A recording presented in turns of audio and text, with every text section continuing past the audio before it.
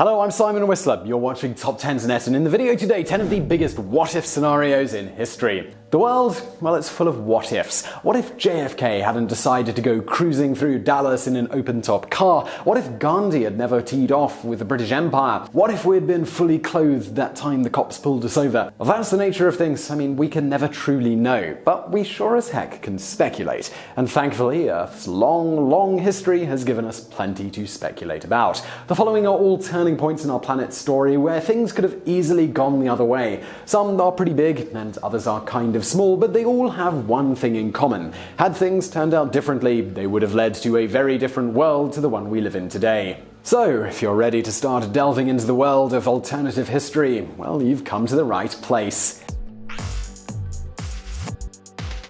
Number 10. The Nazis finished their V3 supergun. Nazi superweapon is such an overused phrase that it's practically a collocation, two or more words that are frequently used together as a single unit. You're welcome, by the way. Part of this fascination may be due to the fact that none of them actually worked. The V1 flying bombs were supposed to kill 100,000 Londoners a month, but instead killed less than 10,000 total. The V2 rockets were terrifying, but killed more people in their construction than they did landing on Britain and Belgium. The V3 could have changed all of that. It was a top-secret Nazi supergun that was only discovered when the Allies overrun its bunker on the French coast. The gun, it wasn't yet finished, but let's rewind history and imagine that it had been. Imagine the Allies, for whatever reason, didn't take northern France for a few months longer. What would the outcome be in this alternative reality?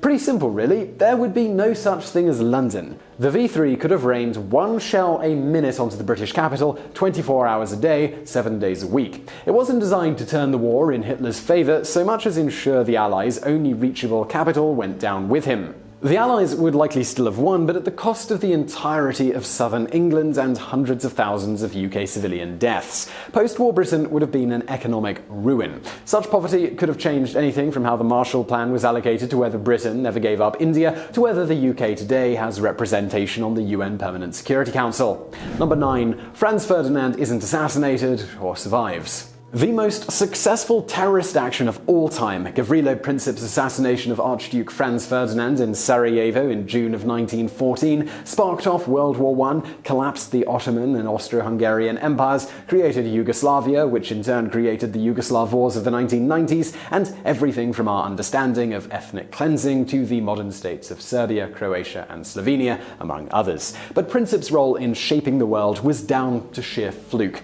The original attempt on Franz Ferdinand failed, and it's totally conceivable that the Archduke could have fled Sarajevo rather than waiting around awkwardly for Princip to assassinate him. If things had gone down that way, the world right now would be utterly unrecognizable. In 2014, political scientist Richard Ned Lebeau published a book with this exact premise. His conclusions make jaw-dropping reading. Without Sarajevo, you have no World War I, which means no Germany ready to elect Hitler, which means no World War II. That means no Holocaust, which means no State of Israel or modern Middle East, and that's just one tiny part of this book. He also suggests the centuries-old Austro-Hungarian Empire would have not only continued, it would have become a beacon of tolerance due to its multinational population. Without World War I, the Russian Revolution may not have succeeded, which means no Stalin, no Eastern Bloc, and no gulags. It also means the European powers retain global dominance rather than letting America rise to the top. Number 8. Carlos II manages to sire an heir. The Spanish War of Secession is likely the reason you're watching this video in English. At the time it kicked off, in 1701, Spain and France were the big superpowers in Western Europe, and Britain was relegated to merely rising star. The subsequent 13 years of bitter fighting, well, they changed all of that. It completely knocked Spain out of the running, damaged France's standing, and most important of all, it left Britain as Queen Bee. This had all sorts of crazy implications, from the fate of the Spanish and British colonies in the New World to the reach of the Holy Roman Empire. The reason all of this happened was simply because Carlos II just couldn't make his junk work well enough for him to sire an heir. At the time, the only acceptable way to become king or queen was to be born to a ruler and inherit the title on their death. You couldn't just hold a free vote on your leader or anything dangerously insane like that. This was a massive problem as Carlos II was impotent. Years of inbreeding in his family had left him a genetic basket case. But what if he'd managed to sire, say, a single son who was normal enough to survive into into adulthood and rule as a king? Well, for starters, you'll be looking at a completely redrawn map of Europe, plus a much more Spanish-influenced New World. Britain likely wouldn't have conquered half the world, with the result that English would today be a much less dominant language. Number 7. Bill Clinton's defense secretary tells the truth about bombing North Korea. World-changing what-ifs don't have to all take place in the distant past. Some can be much, much closer to home. Such was the case in 1994 when Bill Clinton summoned Secretary of Defense William Perry to brief him on the situation in North Korea. At the time, there were worries about the North's nuclear program. Some things apparently do never change, and the possibility of an attack on South Korea. Clinton wanted to know if the US could successfully take out the North's reactor at Yongbyon without causing contamination.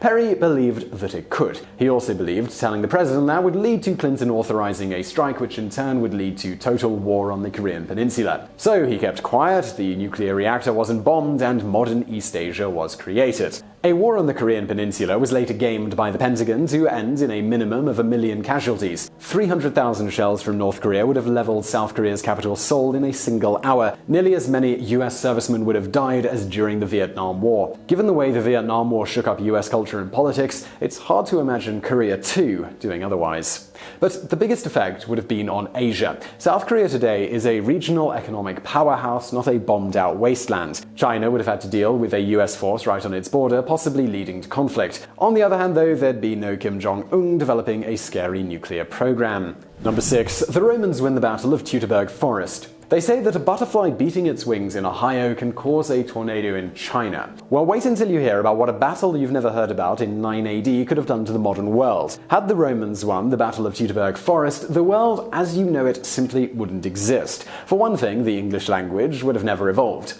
The Battle of Teutoburg Forest was a hugely significant moment for the Romans. After Germanic tribes unexpectedly whooped 3 of Rome's mightiest legions, wiping out 10% of the entire Roman army, the empire gave up on conquering Northern Europe. The empire's boundaries were set, creating a divide in Europe you can still see today. All that stuff about how Southern Europeans, Spanish, Italians, French, have one attitude to life, money and religion, while Northern Europeans, Germans, Swedes, Danes have another, well, that's all Teutoburg talking. I can't quite stress quite how important this was. If Rome beat those tribes and went on to conquer much of modern Germany, Germanic languages would cease to exist. It also means that the social divides wouldn't be there for Martin Luther to get all worked up about in 1517 and turbocharge the schism between Catholicism and Protestantism. So there's no 30 Years' War, the whole Western world would remain Roman Catholic, affecting culture, art and science in unimaginable ways, all because some guys got jumped in a forest over 2,000 years ago. Number 5. Japan doesn't bomb Pearl Harbor. Alright, let's get the big obvious bit out of the way. Yes, an America that doesn't suffer the trauma of Pearl Harbor still enters World War II. The Japanese were desperately in need of resources when they bombed Hawaii. That was their whole rationale for going toe-to-toe with a much bigger country. The problem was that most of those resources could only be found in US-administered places. Had Pearl Harbor not happened, the US would have still gone to war in the Pacific after expansionist Japan eventually invaded the Philippines or Guam or wherever. The key word here is eventually. Prior to Pearl Harbor, the US public didn't want war. Without the Japanese attack, the tide of opinion wouldn't have changed. That means no American support for Britain and the USSR against Hitler, and, well, that means trouble. So sure, by December of 1941, the Brits, they were reasonably sure that Germany wasn't going to invade, and also Hitler had already made his major mistake of invading Russia. In short, the Third Reich, it was already pretty doomed, but it could have gone down in a completely different way. In this scenario, the Brits are no more than support for the Russian bear as it slowly, inexorably dismantles the Nazi state in a brutal battle of attrition that kills even more than died in the real world. And do you want to have a guess what Stalin would do after liberating Europe? Well, he'd likely take almost all of it for himself, creating a scenario where possibly everywhere but Britain eventually falls behind the Iron Curtain. The US, meanwhile, is isolated and no longer seen as the 20th century's moral leader. Number 4. Napoleon doesn't invade Russia. Sticking with megalomaniacs and foolish plans to invade Russia, let's look at the 19th century's most foolish megalomaniac of all. Napoleon was the most feared military commander of his time. By 1812, it single-handedly demolished the millennia-old Holy Roman Empire, brought the Austrian Habsburgs to their knees, completely isolated Britain from all continental trade, and even forced the Russians to do exactly what he wanted them to do. He seemed pretty damn unstoppable. And then in 1812, he made one one of the dumbest mistakes a military commander has ever made. After Alexander I broke the trade embargo against Britain, the French general decided to teach him a lesson. He invaded Russia, setting into motion a chain of events that would see his army decimated and humiliated, hundreds of thousands of French soldiers killed, a new European alliance rise up against France, and Napoleon's ultimate defeat and exile. Yeah, despite what you hear, it wasn't the British at Waterloo that took down Napoleon, it was the insane losses the dictator suffered while attacking Russia, a tactic Hitler would revisit over a century later with similar results. So, with no invasion of Russia, you have an invincible Napoleon who unites the whole of Europe and molds it in his image. And you want to know what the craziest part of all of this is? It could have actually happened. The decision to invade Russia made no strategic sense and was only taken to punish Alexander I. Had Napoleon let it slide, or simply say chosen to sack a single city in retaliation, the world today, it would be completely different. Number 3. Rommel isn't absent during D-Day. Erwin Rommel was many things: a good strategist, a highly decorated commander, and one of the most influential people in the Third Reich who wasn't a complete scumbag. He should probably also be remembered for taking the worst timed holiday in history. In 1944, Rommel took time off from his position in occupied France to celebrate his wife's birthday. And do you know what the most popular name for that auspicious date is today? Well, that's D-Day. That's right, on June 5th, 1944, Rommel dashed off to Germany for a quick liaison with his darling wife. 24 hours later, the Allies stormed the beaches, marking the beginning of the end for Nazi domination of Europe. While we can't know for certain how things would have gone if Rommel was there, we do know that the remaining commanders were panicked and confused and completely screwed up the German response. A commander of one of the panzer divisions later bitterly wrote, "If Rommel had been with us instead of in Germany, he would have disregarded all orders and taken action. Of that, we are convinced." So, in the spirit of this video, let's imagine that Rommel had been there. Now let's imagine he mounts a successful defense and the Allies find themselves experiencing another Dunkirk. So what happens next? Well, either Nazi dominance of Europe is ensured for even longer, maybe even giving the Germans time to complete their V3 gun and bomb London flat, or maybe, just maybe, Rommel becomes enough of a German hero to mount a successful coup against Hitler, something he had vaguely discussed before with others. So sort of a mixed bag there, some good, some bad. Number 2. Marie Antoinette and Louis XVI escape the French Revolution. The French Revolution of 1789 to 1799 put a powder keg beneath old Europe and exploded it with the force of 1,000 atomic bombs. Old certainties, they shattered. Conditions fell into place that would see ancient empires just swept away. The way we look at the world was fundamentally changed. While it would take some big changes to put the revolution back in its box, it could still have had a completely different outcome. One in which Louis XVI doesn't go to the guillotine but instead escapes France to inspire the monarchist forces from abroad.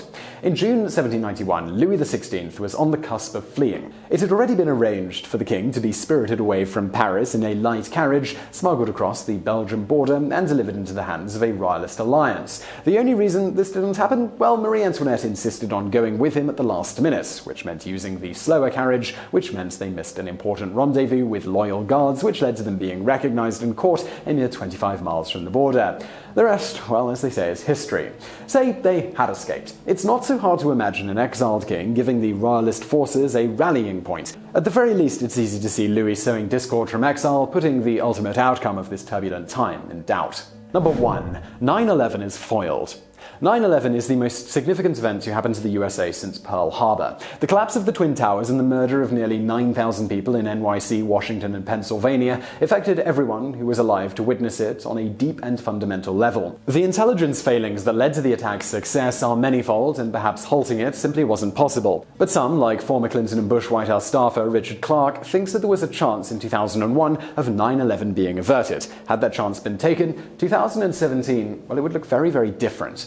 For one thing, Islamist terrorism would have been nearly the issue it is today. 9/11 not only demonstrated the terrible capabilities of jihadists, but it also inspired countless others to set off bombs in Madrid, in London, and in Paris. Nor would the biggest Islamist terror group be around at all today, and that's ISIS. ISIS rose out of the invasion of Iraq, an invasion that was in part sparked by the traumas of 9/11. Without it, Saddam isn't toppled, the Iraqi government doesn't collapse, and the revolutionaries don't ultimately morph into the most reviled terror group in history. Mass surveillance, its powers boosted in the post-9/11 era, also doesn't become such a huge thing, meaning no Edward Snowden revelations and no NSA nosing through your every email. And that's before we even get into the effect on culture. A world without 9/11 is a world where the USA still feels sure of itself, where it still feels invincible. This would be reflected in all of the TV, movies, and games surrounding us. In short, the world, it would be a really different place. So I really hope you found that video interesting. If you did, please do hit that thumbs up button below. And don't forget to subscribe for brand new videos just like this every day of the week. Also over there on the right, a couple of other videos you might enjoy if you enjoyed this one.